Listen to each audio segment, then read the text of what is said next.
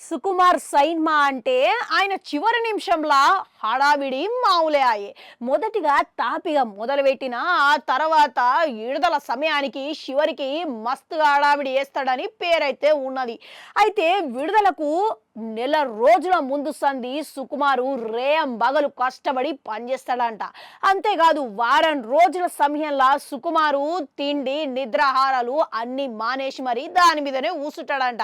అయితే ఎందుకు ఇట్లా చేస్తాడు, దీనికి కారణం ఏమై ఉంటుందా అని సోచాయిస్తే ఆయన సైన్మా తీసింది మస్తుగా ఉన్నా కానీ ఎందుకో సంతృప్తి చెందకపోవడం వల్లనే ఎడిటింగ్ విషయాలను కొన్ని సన్నివేశాల విషయంలోనూ మార్పులు చేర్పులు చేస్తూ ఉండడం మామూలే అని అంటారు.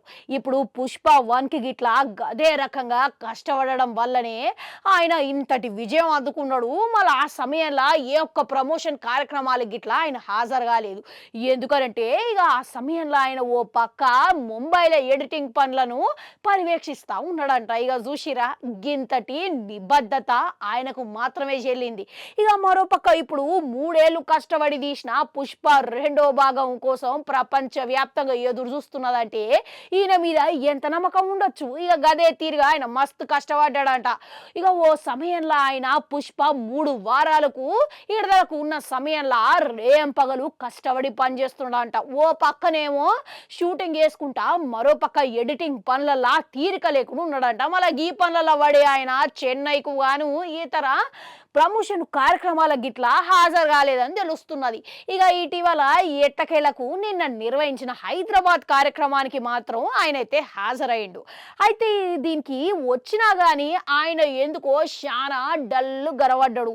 ఇక దీనికి కారణము ఇక ఆయన అసలు ఆడు ఉన్నా కానీ హుషారు మాత్రం కనవలేదు. ఇక ఏదిక కింద కూర్చున్నా ఏదిక మీదకెక్కినా కానీ ఈయన ఏమైనా అనారోగ్యం కారణంగా బాధపడుతున్నాడా అనేటట్టుగా అందరు అనుకున్నారు. ఇక మరోపక్క ఈ కార్యక్రమంలో ఒక దశల బన్నీ వేదిక మీద మాట్లాడుతుంటే ఈయన గురించి ఇక ఆయన అయోమయ స్థితిలో ఎటో చూసుకుంటూ ఉన్నాడంట. ఇక ఒకనొక దశల ఇక అప్పుడే వెంటనే పోయి ఒక అసిస్టెంట్ మీ గురించి మాట్లాడుతున్నారు అని చెప్పి సైగ చేయడంతో వెంటనే పోయి సుకుమారు బన్నీ పక్కన నిల్చున్నాడంట. అయితే నిద్ర ఇవన్నీ లేని కారణంగానే ఇక ఈయన ఇట్లా వీక్కపోయిండు గిట్లా తయారైండని చిత్రయూనిట్ వర్గాలు చెప్తున్నాయి. అంతేకాదు ఒక దశలో చూస్తుంటే సుకుమారు చాలా అలసటగా ఉన్నాడని ఆయన ముఖం చూస్తేనే అర్థం అయితేనే ఉన్నది అవుపడుతున్నది ఆయే. ఇక ఈ మొత్తం చూస్తుంటే సుకుమారు ప్రసంగంలో గిట్లా చాలా ఇబ్బంది పడ్డట్టు అవుపడుతున్నది.